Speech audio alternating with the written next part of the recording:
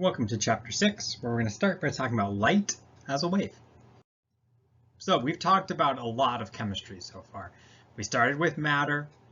We said that was made up of atoms. Atoms came together to come into compounds. Those compounds can change via reaction. We do a lot of that chemistry in solution. We learned how to predict those reactions. We also talked about using the heat associated with chemical reactions. So we have all of this kind of language as to how, we developed all the basic kind of language of what chemistry is. But there's something we very heavily glossed over, and that was the idea of what atoms are and how they come together to form compounds. We talked a little bit about ionic compounds, as the image there shows, but we just said covalent compounds are just more complicated and left it at that.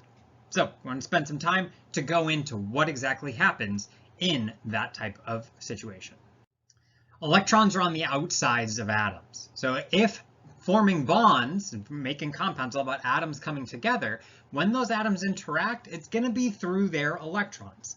And electrons are not just randomly distributed around a nucleus. So far, we've just said they're in the electron cloud, kind of left it at that. But we have these image graphics, that kind of show there's rings or kind of paths of where the electrons are around an atom. And the arrangement of electrons on an atom are going to be what drive the chemistry, what determines what sorts of chemical reactions it does and with what other types of atoms. Before we get into talking about those electrons, though, we want to spend a little bit of time talking about electromagnetic radiation. And so electromagnetic radiation is just a really fancy way to say energy moving through space. There's a lot of different names for different varieties of electromagnetic radiation. They all fall into what we call a spectrum. So this electromagnetic radiation, there's a range of possible types, and they're all just kind of variations on the same thing. But they all have kind of different names. We may be familiar with X-rays or radio waves, microwaves, visible light. All of these are just different varieties of light. So we are going to call all of this light. These different names for these different categories are entirely artificial.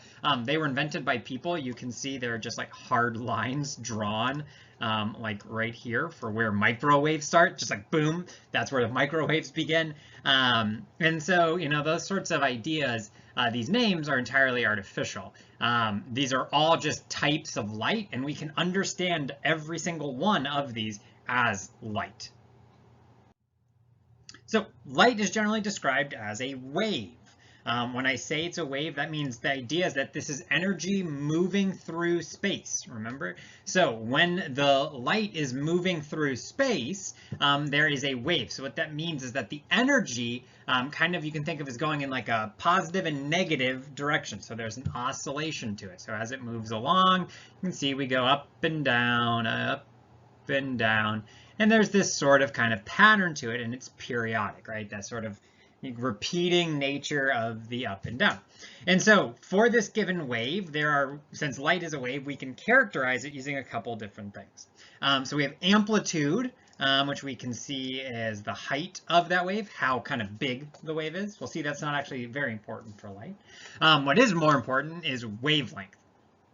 The symbol for wavelength is lambda. This is a lambda right here. This is a Greek lowercase l, so L for length, a lambda here. And this is the physical distance between peaks of the wave. So if you think about your wave is going up and then down, how far apart in space are those consecutive up peaks? And it's the same distance between the down peaks. So the wavelength would be the same. So the units for any wavelength are going to be distance units. And generally we use metric units. It can be any metric unit you want. Meters, centimeters, kilometers. Obviously that'd be a pretty big wave if you're measuring it with kilometers, but those exist. Frequency is then the other primary characteristic of light. And frequency has the symbol of nu. So this is a new graphic image font here. It looks like a V. It's really kind of a swoopy V. Technically, it looks something like this. I've drawn it in a very exaggerated way, but it's this kind of swoopy V. It looks like that. When I write it in my hand, when like handwriting, how I designate this, because I can't, you saw how hard it is to draw that for me. I draw it as like a little V, and then I'm just going to put a little lip on it. So just like a little kind of pizzazz hanging off the side. So that's going to be for nu. This is Greek lowercase letter n. It's just what we use here for frequency. And frequency is the number of cycles of a wave in 1 second. So our units are going to be per second. So if you think about it, frequency is kind of how often. So how many times does the wave go by per second or in a second? This per second is technically what it is, but it's just named after someone, hertz. 1 hertz is the same thing as 1 per second. Right, 1 over s to the negative 1 power. That just means a fraction with s in the denominator. So if you have two waves that are traveling at the same speed, wavelength and frequency are inversely related. That means if one of those values is high, the other one is very low, or lower, right? That they kind of go in the opposite direction. So if you think about long wavelengths, so there's high distance between these two wavefronts. If you're traveling at this speed, you go up and down, up and down, right? We're moving along. We're not going up and down that frequently because it's a high distance between them. If we instead had a shorter wavelength, if we travel at the same speed, right, the same speed side by side, we just end up going up and down more frequently because the waves are shorter. So we're going up and down. So this is a relatively higher frequency because it is a shorter wavelength. So shorter wavelengths lead to higher frequencies. So if we take this and apply it back to the idea of light, all those different types of light that we referenced earlier are just different ranges of wavelength of light, because all types of light travel at the same speed, the speed of light.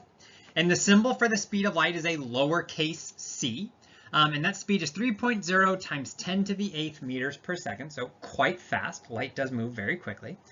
And so we then have all of these different ranges we have this huge range of potential wavelengths of light. They are inversely related to the frequencies. And so we can just take different kind of bins, different regions of wavelength and call those different names. And so to put all this together, then we can have the equation that c is equal to lambda times nu. The speed of light is the wavelength of that light times the frequency of the light. So because c is a constant, this number on the left side never changes. So over here, these two are multiplying together. As one gets bigger, the other one has to get smaller. So we can see you have something like gamma radiation up here, which has really small wavelengths and extremely high frequencies. Radio waves down on the other side have really long wavelengths, like meter to a kilometer wavelengths, and they have relatively lower frequencies. Light's still moving very fast, so it is still moving, it's still kicking pretty well, but you know, you're talking 1,000 to 10 to the 8th hertz. There is one portion of the electromagnetic radiation that is entirely random, and that is visible light. So wavelengths 400 to 700 nanometers are called visible light, and that is because that's what humans can see, right? Your eyes are tuned to seeing these wavelengths of light. So even though normally we think of light as things we can see, really a very small portion of electromagnetic radiation is visible to humans. Now, it's not a random portion, it is a very large amount of the light that comes from the sun is visible. That's why we can see it. And so 1 nanometer, or it's 400, 700 nanometers. That is quite a small wavelength. 1 nanometer, this is a metric unit. Nano is a prefix that means 10 to the negative 9th. That is 1 billionth of a meter. So rather short wavelengths of light, but 400 to 700 is what you can see. So let's look at an example of treating light as a wave. What is the frequency of a red light with a wavelength of 670 nanometers? We still want to start by asking, what do we want? Frequency of the light. What sort of information do we have? You can see we're given the wavelength of the light. And so we want to recognize that we can relate these with our light equations. Namely, we have C is equal to lambda times nu. Light is going to have a couple of equations that we're going to use, and it's going to be a matter of parsing out which one is the best equation to use for this particular application. In this case, since we want frequency and we have wavelength, it's going to be C equals lambda times nu. I want to know the frequency of a light. And so when we're looking at frequency, one of the things that we can always relate it to is going to be wavelength. So at the point in time when we're talking about light as a wave, these wave properties, we know that frequency and wavelength are going to be related. And they're related by our equation C is equal to lambda times nu. Okay, so one of the biggest issues when we're working with light is kind of parsing out what these different variables all mean. And so frequency is going to be this sort of wavy V thing. That's my nu, that is my frequency. Lambda, that's Greek L, that is length, so that's my wavelength. And then C is the speed of light. So the speed of light is a constant. Wavelength and frequency are then variables which can vary, but are related by this equation. So what we want is frequency. Yep. So do we have the other things? You know, it's an equation. Do we have everything else? Wavelength is 670 nanometers. That's given to me right there. Speed of light then is not given in the problem, and that's okay because it's a constant. So we can look up what the speed of light is. It is 3.0 times 10 to the 8th meters per second.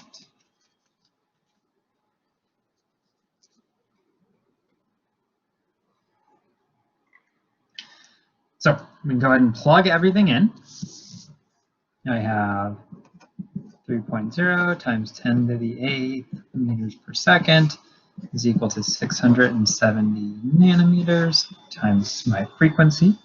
So then frequency is equal to 3.0 times 10 to the 8th meters per second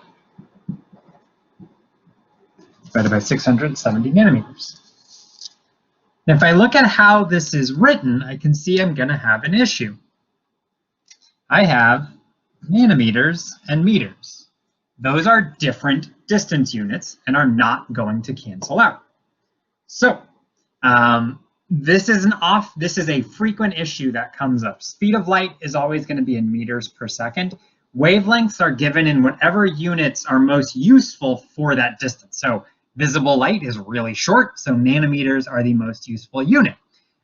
In order to get this to work, those units do need to be the same. So what I need to do is just switch out from 670 nanometers, which is a metric unit. So what I can do is that 1 nanometer is 1 times 10 to the negative 9 meters. That's just the definition of nanometer.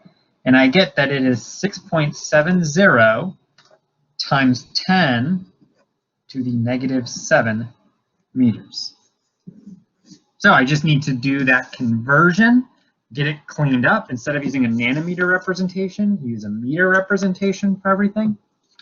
I can go ahead and plug that back in. This representation is the same distance, just a different unit. So 3.0 times 10 to the 8th meters per second divided by my 6.70 times 10 to the negative 7 meters. I can see now meter and meter cancel out, which is good.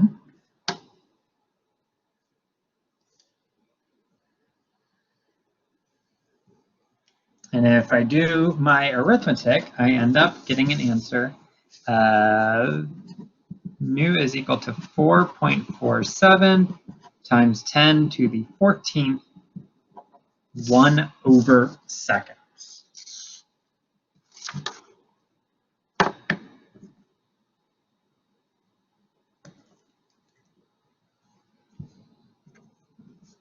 This 1/seconds is a totally acceptable frequency unit. It's a very common frequency unit that we see. That is, frequency is how often something happens. So per second certainly does give us that. But this per seconds can just be rewritten Hz for hertz. And so we can rewrite this actually in a couple different ways, where we could get 4.47 times 10 to the 14th, instead of 1 over seconds, seconds to the -1 power. We know taking anything to the -1 power just puts it in the denominator of a fraction. We can also just, but those are like just different algebraic representations. We can also take the same number and just put in Hz. Hz honors Hertz, the scientist. It is a lot less clear, but Hertz is just the same thing as 1 over seconds. So this is the most frequent representation that you'd be told Hertz. That's just what people tend to use in these contexts. But it just means 1 over seconds. It has that exact same information in it. And we just want to know that we can do that translation. Participation 618, question 3. The end of the UV region of the electromagnetic spectrum occurs at 3.0 times 10 to the 16th hertz. What is the wavelength of this light? This is the third question on participation 618, due Thursday, June 18th at 11:59 p.m. over on Blackboard. Link to the assignment is right below the links to these videos. Again, the end of the UV region of the electromagnetic spectrum occurs at 3.0 times 10 to the 16th hertz. What is the wavelength of this light?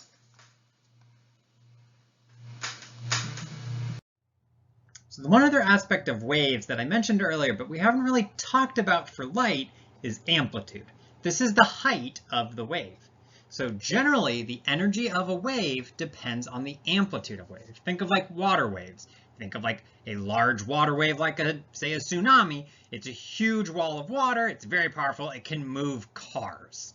Whereas smaller waves are not going to push this child over because they have a lot less energy. When you're dealing with general waves, amplitude is the determining factor for power. So with water waves, that's what we can look at. You know, that wall of water, you can tell, is going to have a lot of power to it.